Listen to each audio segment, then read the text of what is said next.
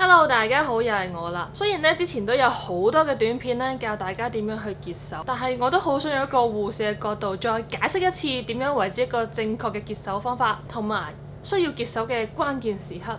咁就去片。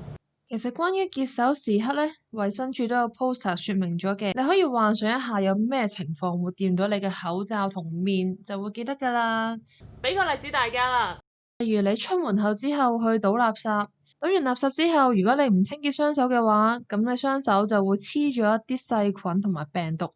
而當你攞個電話出嚟玩，啲病毒就會轉移咗喺你個電話嗰度㗎啦。咁啱呢個時間有人打嚟，而你又聽咗嘅話咧，你個口罩或者其實你塊面咧都會直接咁樣沾污咗㗎啦已經。而咁啱隔離有個人唔生鏽，除咗個口罩打乞嗤又擤咗個鼻涕出嚟。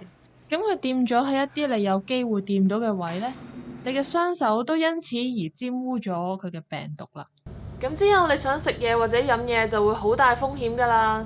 我諗食嘢嘅話咧，好多人都會記得要潔手嘅，但係你唔好忘記喎，因為你個口罩其實都已經污糟咗啦嘛。有啲人咧會就咁拉低個 mask 去食嘢啦。咁如果你隻手又污糟咗，你個口罩又已經污糟咗嘅話咧，咁你一拉低個 mask，塊面咧都好大機會被沾污㗎啦，污糟嘅手掂過嘅紙巾咧，再捽一捽個鼻或者口，咁其實咧都已經會令到個病毒入侵到去你嘅黏膜入邊，令到你受感染㗎啦。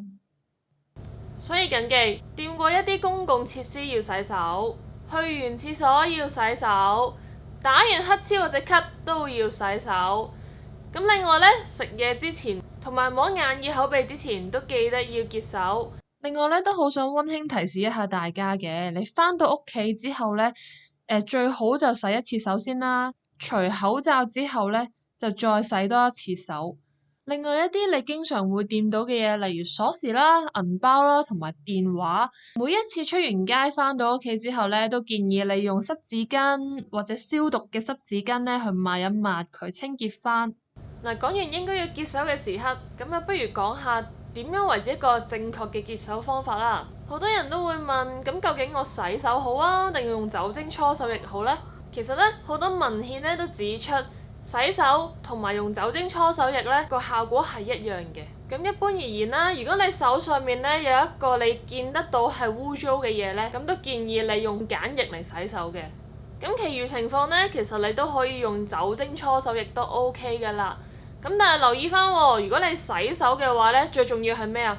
最重要係時間啊！好多人洗手就咁用水沖一沖就算，咁其實係唔夠㗎。要有效咁樣洗走一啲病毒同埋細菌咧，最緊要就係靠 mechanical rub，即係咩咧？捽。好多年前咧，衛生署就有教你去唱一首生日快樂歌，就大約15至20秒啦，就啱啱夠數啦。但係如果你唔想喺街度俾人歧視你唱生日歌咧，你可以唱。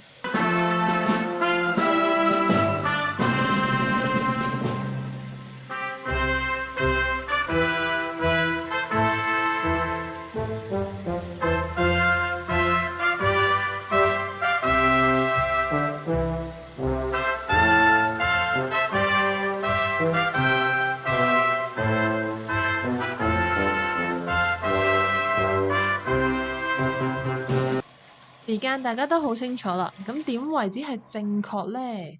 我用顏料話俾大家聽啦。首先喺掌心倒出一個大約5毫子 size 嘅洗手液，每一個步驟咧大約6下到啦。首先咧就係手掌，跟住就係指罅、手背。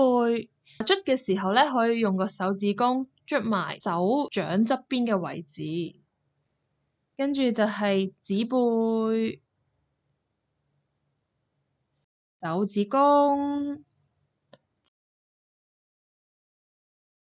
指尖，最後就係手腕啦。我諗大家捽完咁多個 steps 咧，你個酒精搓手液咧都乾得七七八八嘅啦。咁如果未乾嘅話咧，記住要等佢乾，就千祈唔好用紙巾抹啊，因為酒精搓手液咧要佢自己乾咗先至有效嘅。好，今日條片就嚟到呢度都差唔多啦。不厭其煩再提多大家一次啦，記得洗手洗手洗手，如果唔係就會好似佢咁噶啦。希望條片幫到大家啦 ，share 埋俾你嘅朋友提醒佢啦。我哋下集再見啦，拜拜。